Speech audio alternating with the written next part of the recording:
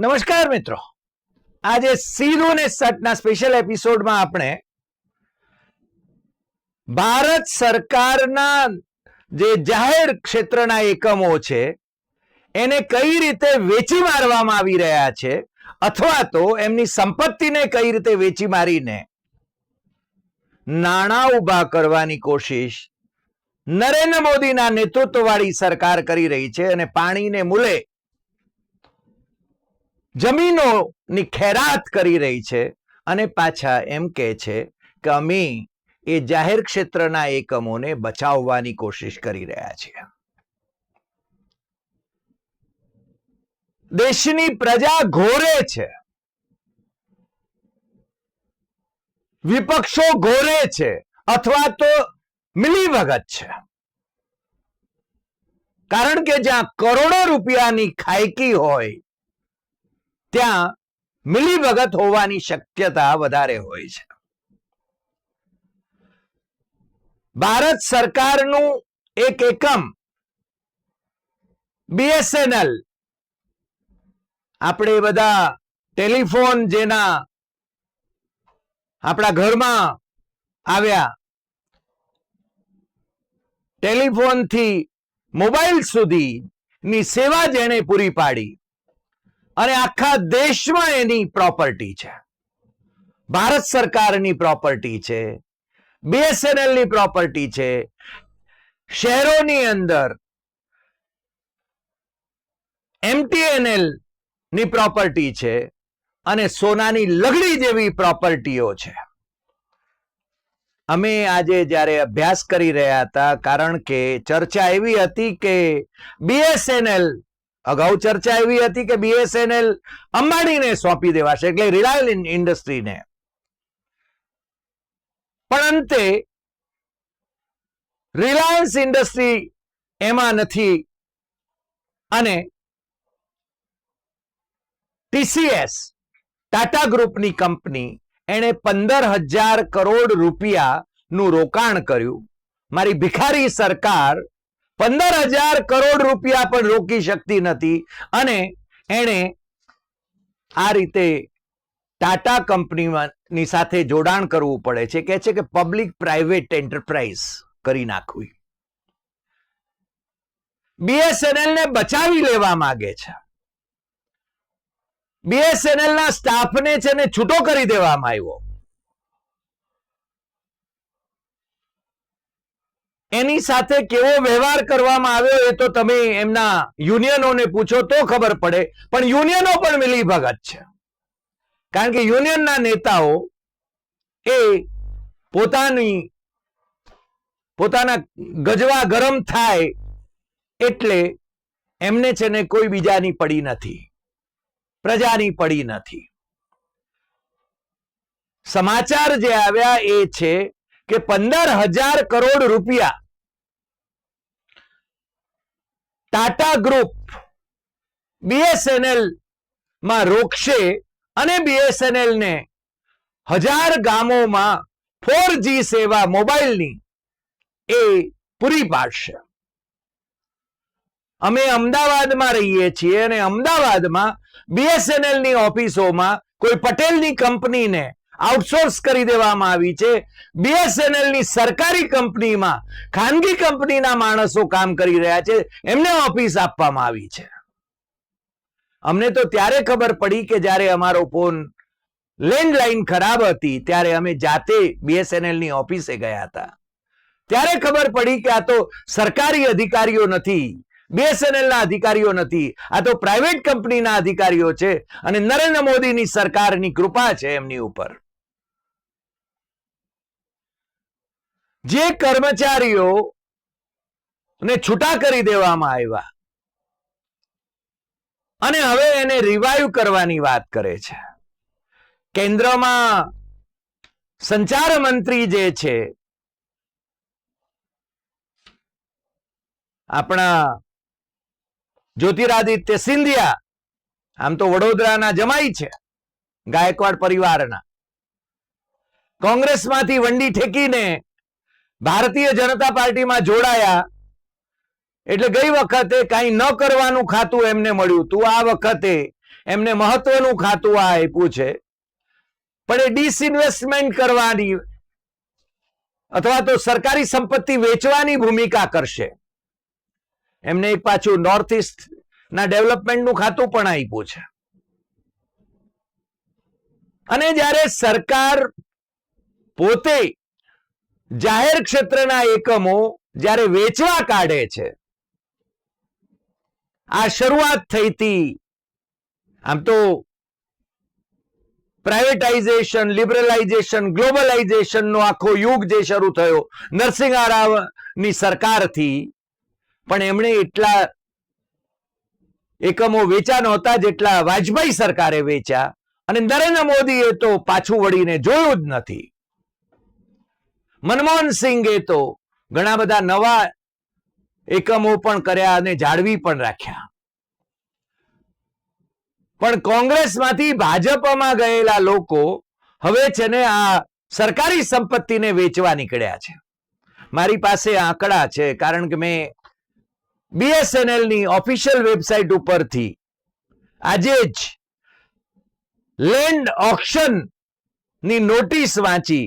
પ્રતીક વર્મા AGM છે અને મનોજ કુમાર ગુપ્તા છે. આ તમારે છે ને દેશભરમાં BSNL ની સોનાની લગડી જેવી જમીનો એ ઓક્શનમાં લેવી હોય તો તમારે આમનો સંપર્ક કરવો, એવું તમને જણાવવામાં આવ્યું છે. અને કેટલી પ્રોપર્ટી છે આખા દેશમાં 530 પ્રોપર્ટી વેચવા કાઢી છે. અને મહાનગર ટેલિફોન નિગમ લિમિટેડની એટલે કે MTNL ની 158 પ્રોપર્ટી વેચવા કાઢી છે. ભાડે આપવા કાઢી છે એ તો પાછી જુદી. સોનાની લગડી જેવી પ્રોપર્ટી છે.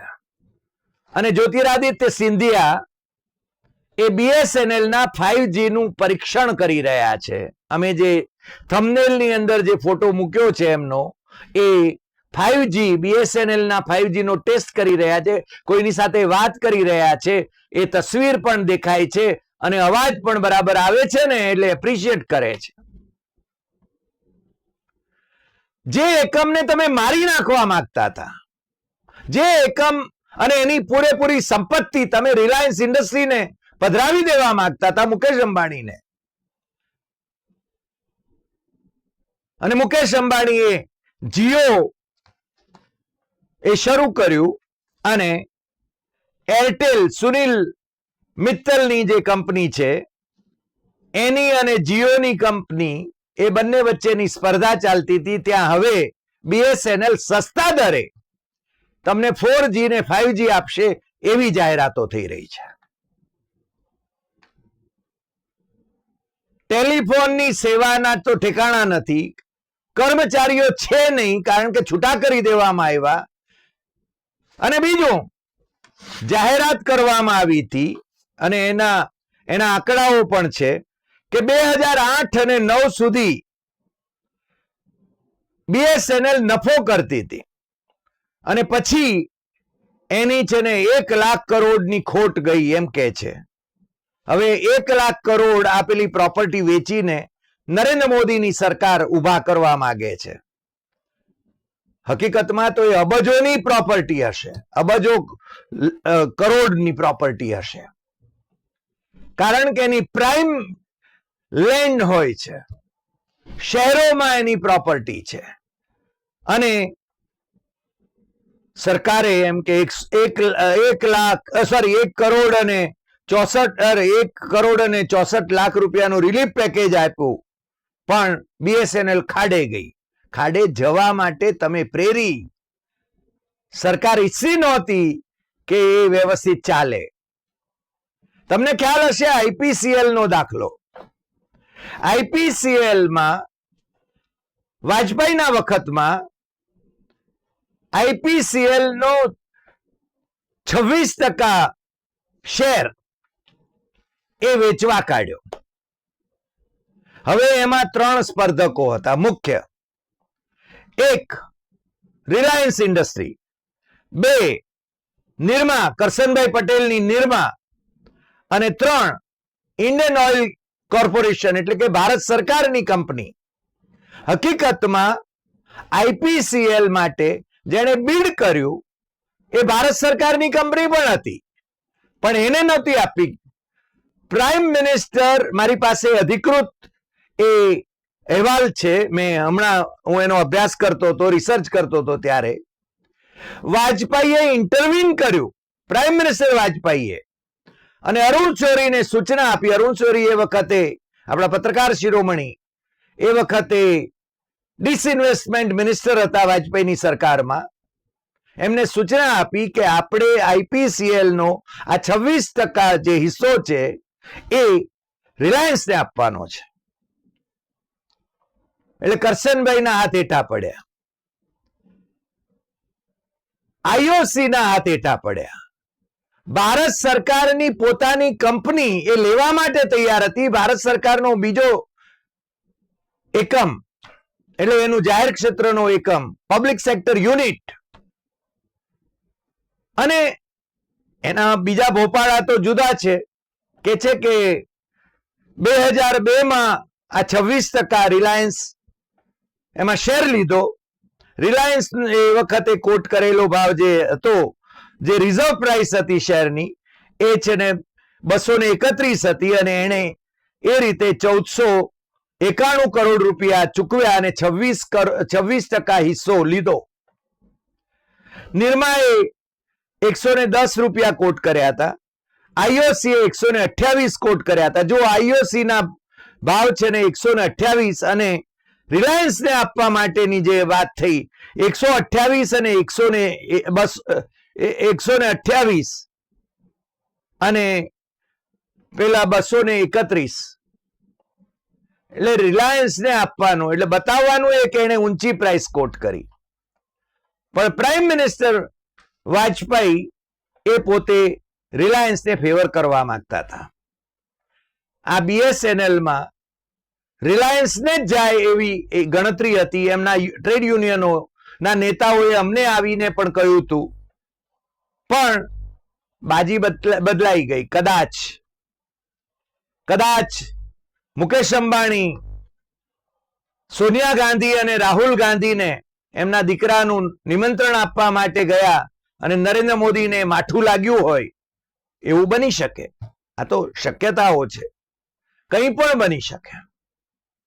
અને મેં કહ્યું એમ કે ટાટા 15,000 કરોડ રૂપિયા આમાં ઇન્વેસ્ટ કરશે અને બીએસએનએલ ને જીવાડશે. અને બીએસએનએલ ની 530 પ્રોપર્ટી, મને લાગે છે 1 લાખ કરોડ રૂપિયા એને ઉભા કરવા છે 530 પ્રોપર્ટી વેચીને, અને એમટીએનએલ ની 158 પ્રોપર્ટી વેચવાની છે.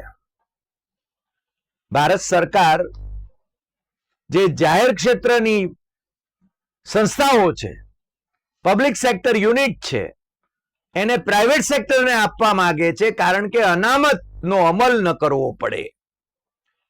કારણ કે પ્રાઇવેટ સેક્ટરમાં અનામત આવવાની નથી, અને સરકારની ભૂમિકા અનામત વિરોધી છે.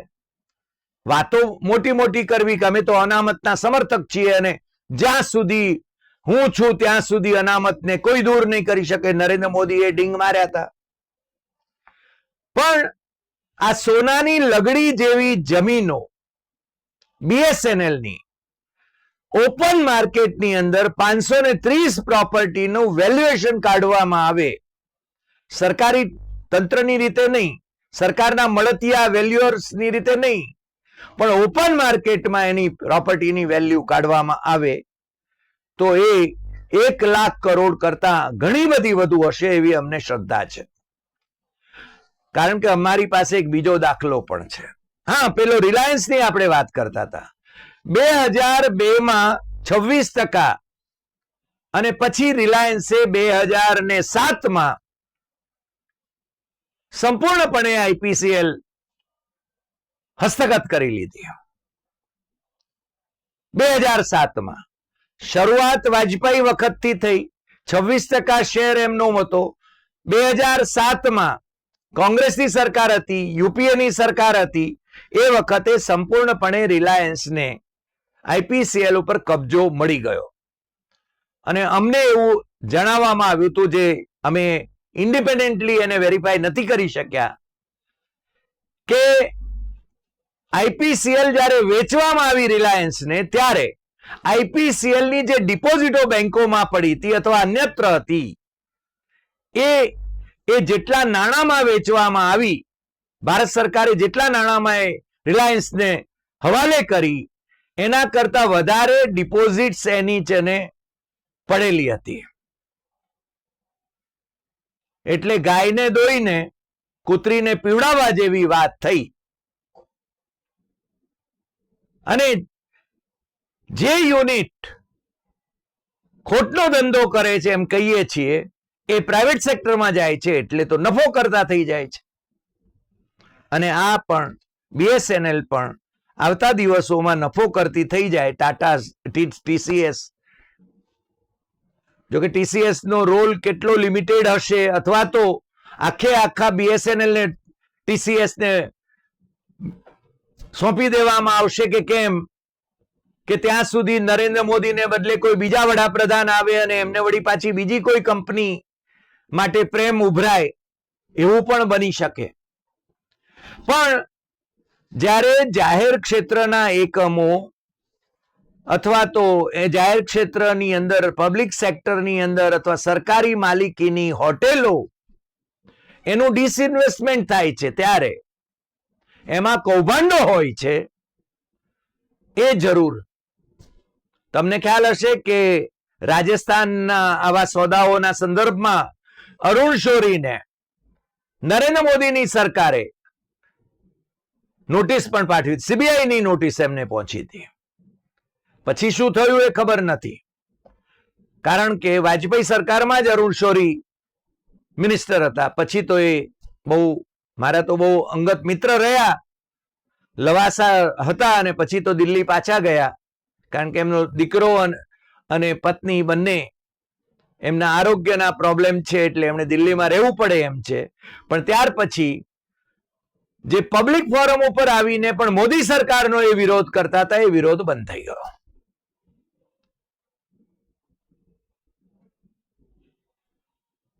અરુણ શોરીના વખતમાં જ મુંબઈમાં 2 હોટેલોના સોદા થયા. સાંતાક્રુઝની બરાબર, સાંતાક્રુઝ એરપોર્ટની બરાબર સામે સેન્ટુર કરીને જે હોટેલ હતી, એ અને જુહુ સેન્ટુર, આ બંનેના સોદા થયા. એની ઘણી બધી વિગતો મારી પાસે છે, પણ આપણો સમય પૂરો થઈ રહ્યો છે આ એપિસોડનો, એટલે હું એ વિગતોમાં જતો નથી અત્યારે. તમે છે ને એ સર્ચ કરી શકો છો અથવા જાણી શકો છો, અથવા ક્યારેક આપણે વાત કરીશું. એ સેન્ટુર હોટેલો વેચાઈ, ડિસઇન્વેસ્ટ થઈ. હવે એ વખતે અરુણ શોરી તો ડિસઇન્વેસ્ટમેન્ટ મિનિસ્ટર હતા. અરુણનું વ્યક્તિત્વ એ પારદર્શી વ્યક્તિત્વ રહ્યું છે, એ ભ્રષ્ટાચાર ન કરી શકે એવું વ્યક્તિત્વ રહ્યું છે. પણ આ બધા ખેલ એ પીએમઓ ની અંદર જે મિનિસ્ટર હતા, મારા બીજા મિત્ર પ્રમોદ મહાજન, એમના ખેલ હતા. કારણ કે ઇલેક્શન ફંડ ઉભા કરવા, હજારો કરોડના ઇલેક્શન ફંડ ઉભા કરવા, એની જવાબદારી પ્રમોદ મહાજનને શિરે હતી. અને આ હોટેલો વેચાઈ, એના પછી તરત જ પાછી જે છે ને ફરીને વેચાઈ. જે કંપનીએ ખરીદી એને બહુ જ મોટો નફો કરીને વેચી પાછી. એનો અર્થ એ થયો કે એમાં પણ કૌભાંડ થયા હતા. અને આ જે સોનાની લગડી જેવી જમીનો બીએસએનએલ ની વેચાશે, એમાં પણ કૌભાંડ થાય એની શક્યતાને નકારી શકાય નહીં. પણ બીએસએનએલ માં જો 4G અને 5G થી, અને બીએસએનએલ ની સેવા, જે ટેલિફોનની સેવા, લેન્ડલાઇનની સેવા, એ આઉટસોર્સ કર્યા વિના જો જાહેર ક્ષેત્ર અને પબ્લિક પ્રાઇવેટ પાર્ટનરશિપમાં ટાટાની સાથે જો ચાલે અને એ જો બચી જાય, તો આપણે બધાએ એને આવકાર આપવો પડશે. આજે આટલી વાત. ફરી મળીશું નવા એપિસોડમાં નવા વિષય સાથે.